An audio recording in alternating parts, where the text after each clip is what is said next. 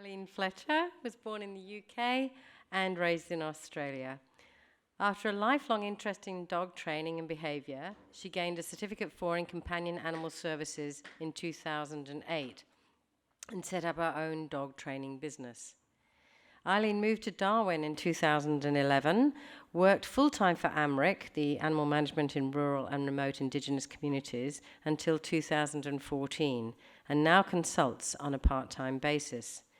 She's also keenly involved in greyhound rescue, having set up and for 2 years run Greyhound Rehoming Association Northern Territory. Now living in Townsville, she works as a dog trainer and is currently studying for a Bachelor of Science in Canine Behaviour and Training. Will you please welcome Eileen Fletcher?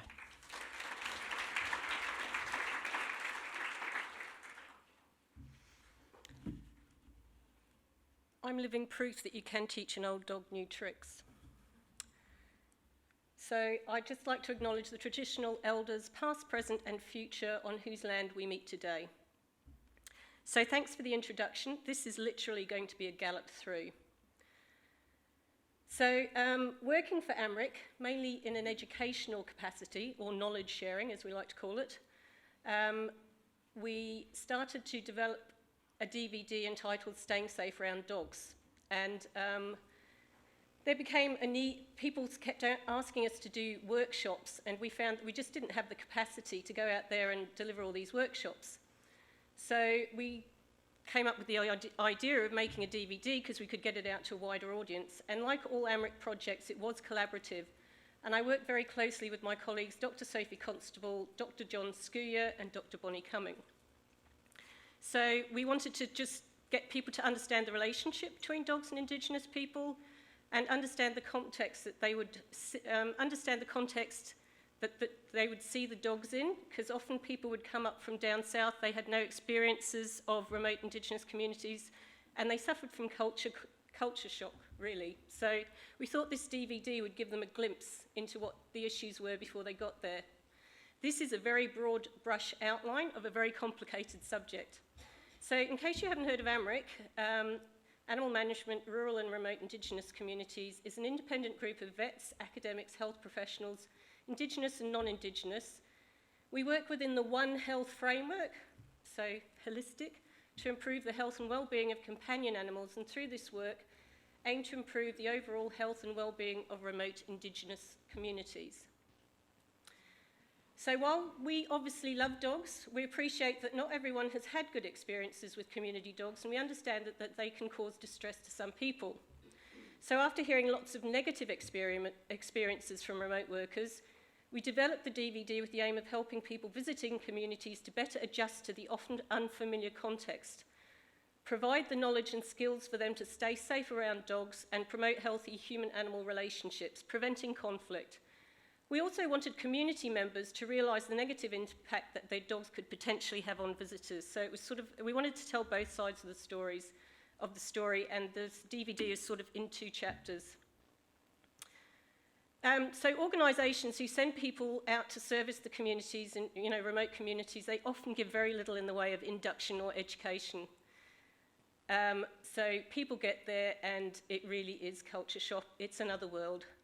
So we put together a grant proposal to the NT Government Animal Welfare Fund, and we received one of their grants for $50,000. We put the filming out to tender, and we were lucky enough to get David Darcy, who some of you may have heard of. He's author of several books of photography, including Australian Mongrel and A Girl's Best Friend. He was our cameraman. He'd never done a film before. We'd never done a film before, so it was a steep learning curve for us all.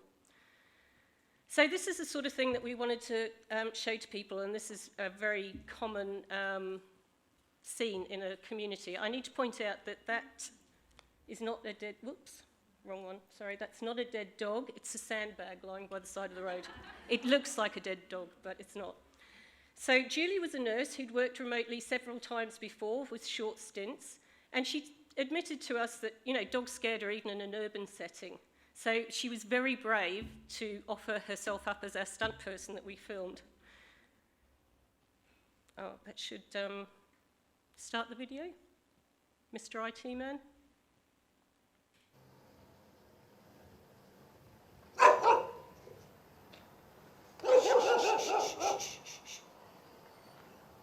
Okay.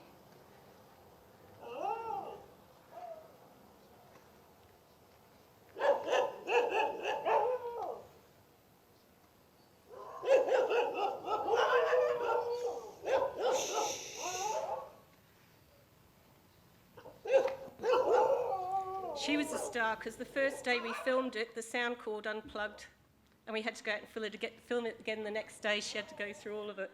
She really was a star.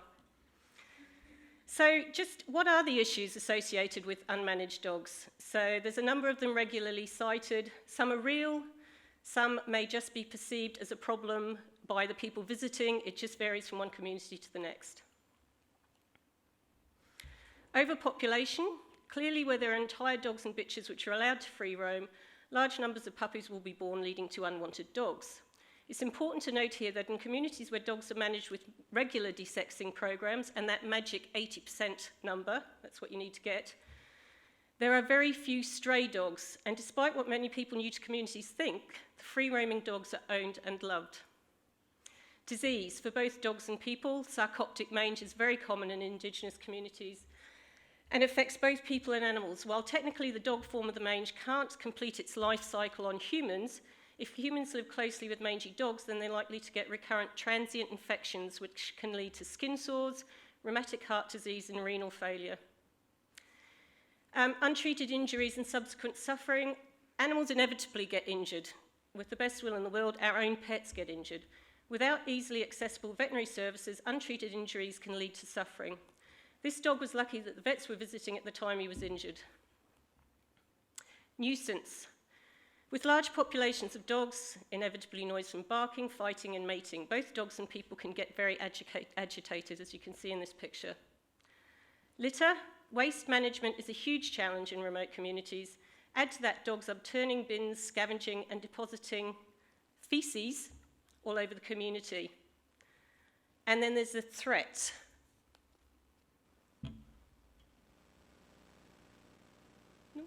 They're barking. You can tell that. They look scary enough without the sound. And public safety. Most communities have speed limits of around 40 kilometres per hour, but it's still not uncommon for dogs to be run over, particularly as chasing cars is fun and highly contagious behaviour. Oh, Mr. IT man.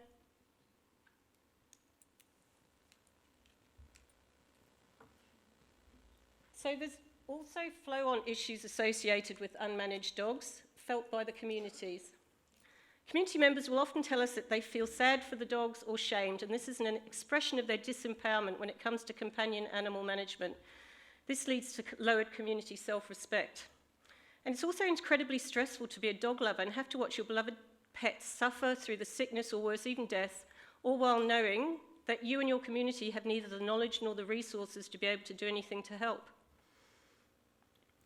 So in order to really understand these issues, this is going to be a real gallop through. Dingoes have been on the Australian continent for the past 4,000 to 5,000 years. It's thought they were brought over to the mainland by Asian seafarers with whom the Aboriginal people had extensive trade links. So during this time, dingoes have been woven into the fabric of Aboriginal life, law and culture. And nowadays, little distinction is made between dingoes and more recently introduced domestic dogs when applying Indigenous belief and laws. So they're regarded as sacred animals in some tribes, and they're integral to community life. They can be included into family units by being given skin names, so that grants them the position of parent, grandparent, aunt, child, so they're very important. Sometimes they attend rituals and act as lawmen. Sometimes they're believed to be direct reincarnations of ancestors. And of course, they're also incorporated into creation and dreaming knowledge for some tribes. So why own dogs? We hear this, why do they have dogs if they can't look after them? Why do they do this? Why do they do that? Well, you know, Indigenous people own dogs for the same reasons that we do. And in contemporary society, they own dogs for a variety of reasons. Companions, and it's particularly the case for the elderly and children. Often, older women, it's very common for them to give large amounts of their own meals on wheels to their dogs. And older people tend to accumulate dogs in far higher numbers than younger people. Mr. IT man. They love their dogs. They love their dogs, these old people. And they don't have one or two, they have about 5 or even maybe about 10. They have them for physical protection. A barking dog does protect your house. Spiritual protection, sorcery remains a very real threat in contemporary Indigenous life in Northern Australia. Dogs howling, barking, or indeed being silent through the night are often interpreted in relation to the spirit world. Hunting aids. Dogs are known as good kangaroo dogs or a good goanna dog. And these dogs are prized for their hunting and prowess, and purposeful breeding of their lines occurs. A source of warmth. 2, 3 and 4 dog nights are still very present in many Indigenous communities, especially in the desert, where poverty and overcrowding mean there's often not enough warm bedding to go around when the temperature drops. So, Indigenous people have dogs for the same reasons we do, but there's other factors that contribute to the relatively poorer animal health and control that occurs in remote communities. The reasons are multifactorial and vary from community to community, but one of the most common and significant is the general lack of access to veterinary services. So you'd be lucky to live in a community that received a veterinary visit 2 to 3 times a year. You'd be very lucky. If you're a small community, you wouldn't. AMRRIC aims to facilitate veterinary programs, but given the distances involved and sometimes the unwillingness of local government areas to fulfill their animal management obligations, ensuring that all communities receive regular veterinary services is a very significant challenge. And any isolated community without veterinary service provision will experience difficulties. Our shared history we need to step back and consider our shared history with Indigenous people to give us some understanding of, why things are like they are now. And prior to European settlement, Aboriginal people lived a semi-nomadic existence with dingoes as their mostly self-sufficient companions. White occupancy in the majority of areas in the NT has only occurred within the last century, and some people, older people, can still recount their childhood memories of massacres. People have been asked to accept change and adopt unfamiliar law and lifestyles in the space of 1 to 2 generations. So this transition from a nomadic lifestyle with dingoes to residence in permanent settlements is a new cultural phenomenon that has contributed to poor animal welfare. So, we also need to take into consideration the fact that dogs and dingoes are fundamentally different in a variety of ways. The dingo is independent, sometimes solitary, sometimes residing in small packs. It hunts for survival. It only breeds once a year, and it's only the alpha female and male that breed. So there's only a small single litter of dingo pups annually, and they usually breed in the bush. So if an Aboriginal person wanted a dingo, they would have to go out and find one. In contrast that to the domestic dog, who's more reliant on humans and other dogs for company and typically relies on its owner for food. They can breed twice a year, and all females over 6 months of age can breed. So typically they'll all come into season, I can't say this word, synchronously, all at once. So resulting in a huge potential for dog overpopulation. And because of poverty and geographical isolation, access to veterinary services, medication, information, and education is limited. You can live 1,400 kilometres from the nearest vet. If a car's taken to town, there's usually no room left for the dog, and when you get there, the stays can be longer than anticipated, the housing can be very overcrowded, cars break down, finances run low, people get sick. Housing a community dog in an urban town centre can be incredibly problematic for the dog and the owners. Even if the dogs can be brought to the vet when sick or injured, the fees are prohibitive to most community members. So some communities are now stocking in their shops prophylactics, but again, despite our lobbying, it's difficult, and despite what community members want, sometimes the shops refuse to stock things. And again, there's the tyranny of distance, so that adds to the price. Like a flea collar that will cost you $15, $18 here would probably be $30, $35 in a community store. Many communities are inaccessible by road for 3 to 4 months every year during the wet season. So all these things add to the issues with dogs. And dog health and welfare needs to be seen relative to the social context in which it occurs. When compared to non-Aboriginal people, when compared to non-Aboriginal people, Aboriginal people in Australia have the highest morbidity and mortality rates, are poorer, have lower literacy and educational levels, have the highest rates of substance abuse and related violence, and experience the highest rates of incarceration. Preventable chronic diseases occur much more often and at a much younger age. The rates of renal failure requiring dialysis are amongst the highest in the world. So it is an awful reality that dog health and welfare must be considered within the context of community member health. It's unrealistic to expect dog health and welfare to be better than that of their human companions in society. So fortunately, there is far more than sadness and suffering when it comes to dogs, though. AMRRIC has had the great pleasure and privilege of working with dog owners in remote communities across Australia, witnessing their care and concern for their beloved pets. And despite what may sometimes be portrayed in the media or held as common misconceptions in Western culture, just as we develop loving bonds with our pets, so do Indigenous Australians. This is what we wanted to explain in our DVD.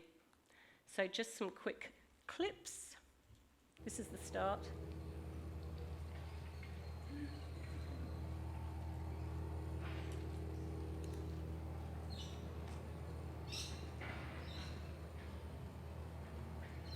Like I say, in the community you get some dogs really frightened. Some dogs you get them not really vicious, which they can be. So it's the way you're gonna cooperate with dogs. Have to understand dogs so they can understand you. Dogs are an important part of life in remote communities. They provide friendship, company, and protection for their owners. While some dogs are fenced in, most community dogs are free to roam.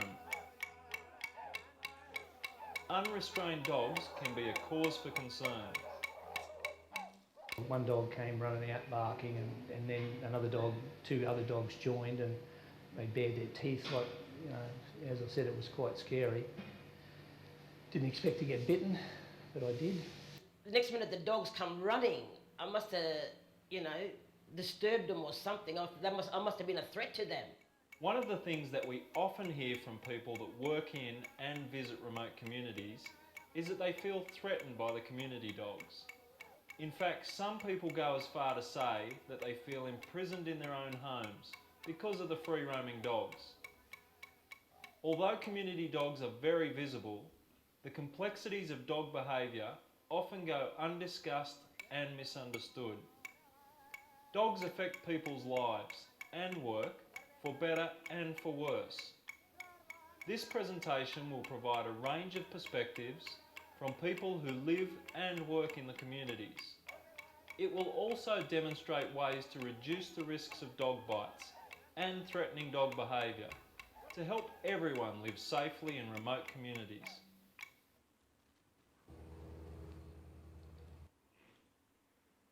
So we told John if he kept making that face, we'd capture it on film. So if you could, we'll just Here are skip some through. of AMRRIC's top safety tips around dogs. If you're new to a community, ask if there are any cheeky, meaning dangerous, dogs around, and which places are best to avoid. A little bit of local knowledge can go a long way. Always beep the horn or call out before you enter someone's yard. We can just beep the horn. Never jump out of a car and walk into a property without assessing it first. Dogs are territorial. One of the main reasons that we have them is for protection. Don't step over or push past. It's the basic stuff, dog body language, so I'm going to skip through that. And we want to be role models for our children, so you have to be responsible. Like now you have dogs, you have to feed them, you have to wash them, you have to look after them, make sure that they are treated okay. We got 1, 2, 3, 4, 5, 6, that other one. I feed them bones of chicken or meat of poliki and some syrup fish. So we also wanted to show that despite many common misconceptions, as in urban white society, there are good and bad pet owners. Here we show responsible pet owners who do their best with very limited resources available to them. So I have a couple of copies. If you think it would be useful to your organisation, I have some free copies here on the table, so come up and see me. And that's about it. Thank you.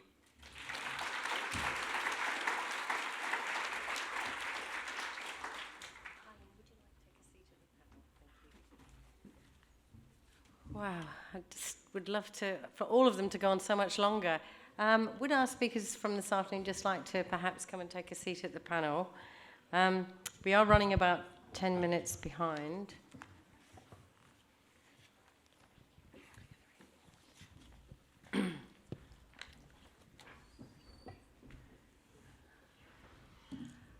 Okay, so because we're a bit short of time, some really good quality burning questions, please. This is just a quick comment to Jackie mainly, over on this side. Just letting you know that Lost Dogs Home and National Pet Register in Victoria, we actually do run a ID month. So in December we do Pet ID month, which is all about identifying your animals, updating those details and reuniting them. We also do chip checker events at public parks and all of that kind of stuff, so people can come along, check their microchips, make sure that they're working. If they're on our database, we update the details.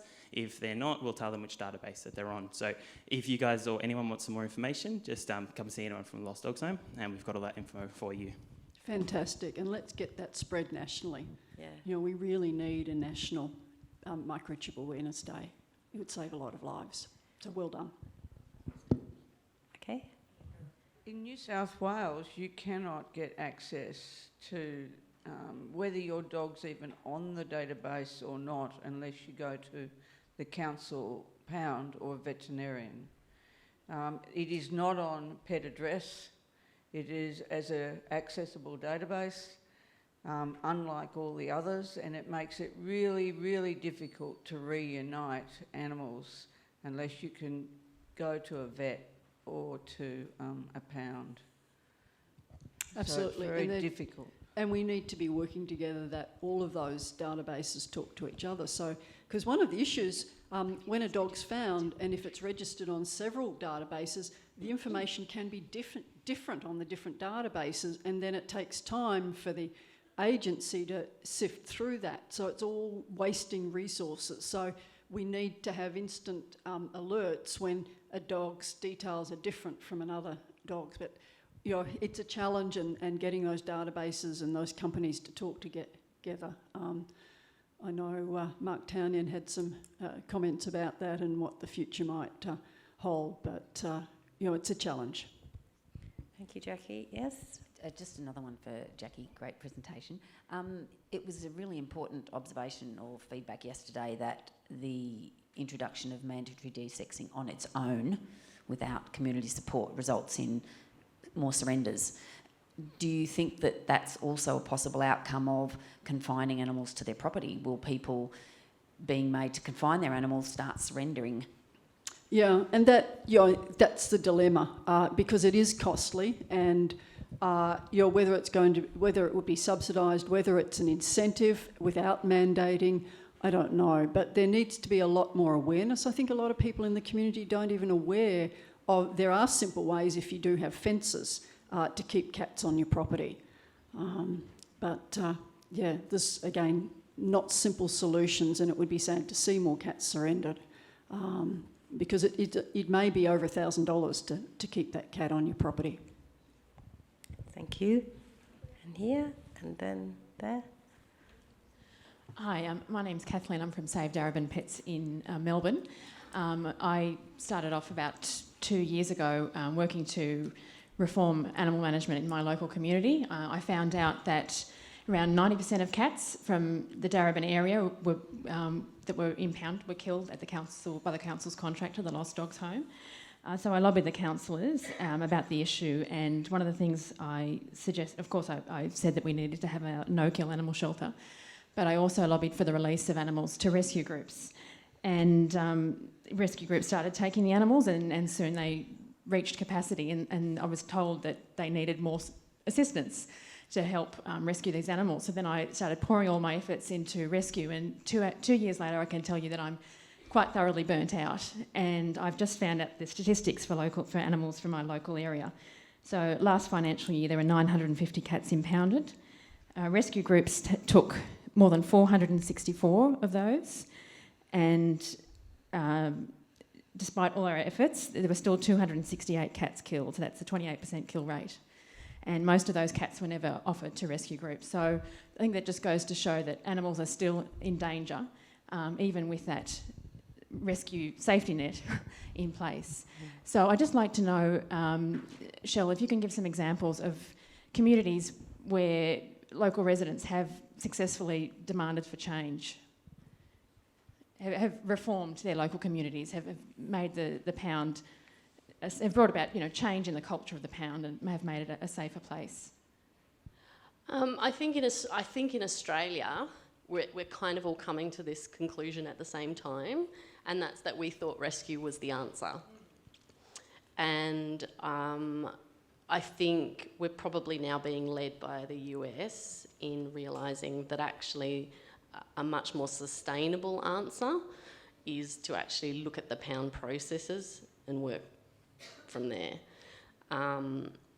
And it's just economies of scale. A pound who has a couple of hundred pets, if those pets can go straight into an adoptive home, that can be really sort of scaled. I don't know too many people who have, I mean, there are a lot of groups that have massive groups of foster carers, but foster carers are really hard to come by. And to build the whole model on foster carers it's not realistic. Yeah. Can I make a comment there? I mean, I think we have to address reducing intake, and having analysed the data, we've gone to all the websites on the Victorian Council websites, and in the slide that I showed, intake varies between about 3 and 7 cats per 1,000 head of population. And no surprise, the ones that have got low intakes have got low euthanasia rates. So we have to start, we can't keep burning out all these rescue groups. We have to address reducing intake. And the statistics over and over again from North America are showing reducing intake has the most powerful effect on reducing euthanasia. Community opinion is really important. I'll give you one example of Wyong Shire that I know about. They had about a 50% kill rate for dogs, and the general public stood up and said that's not good enough. Councillors are elected, and they could see that it was going to impact on their chances of election, so they did authorise more money to go into that. They had an excellent executive director at the time. They introduced a whole range of programs, and over 3 years got their kill rate down to about 7%. You can get rapid changes, and often community pressure to make change is very, very powerful. But we have to reduce intake into shelters if we're going to make shelters and pounds if we're going to make headway. And that study by Blacktown targeted desexing of dogs, their own dogs, but just by providing 50% subsidies, things like that are small initiatives that can have quite a powerful effect in reducing intake. Thank you. And final question over here. Sorry, this is for Jackie also. Sorry. No, I just look popular, Jackie. Say one thing, on completely unrelated topic, but none of these figures that we've seen quoted in all these really interesting studies have taken into account the around 20,000 greyhounds that get euthanised every year and take up huge amount of rescue resources. So just putting that out there as well. Thank you. They actually don't, also, we did a study again that wasn't published, take into account the number of dogs and cats that are killed at veterinary clinics that have a good or very good prognosis. So there's another group out there that are being euthanised through different sources. Yeah. Okay, last question please. Jackie, how do you suggest we work around the old school vets' mentality of desexing 6 to 12 months and telling the members of public that, other than shelters retraining vets? Is there any other... Yeah, I think it's got to be the new graduates. And the thing is, you know, most graduates, like when I graduated, I had no idea what shelters and pounds were dealing with on a daily basis. And it's really easy to be judgmental when you don't know. But if you've got all your fourth year or final year students rotating through shelters, seeing the challenges they're facing and learning early hands-on, or skills of early hands-on desexing of dogs and cats, or particularly cats, and they graduate, and you've got 700 new graduates going out every year, and they go into a practice, and the principal says, well, we don't do that. They say, I can do it, I'll do it. But they have to have that confidence.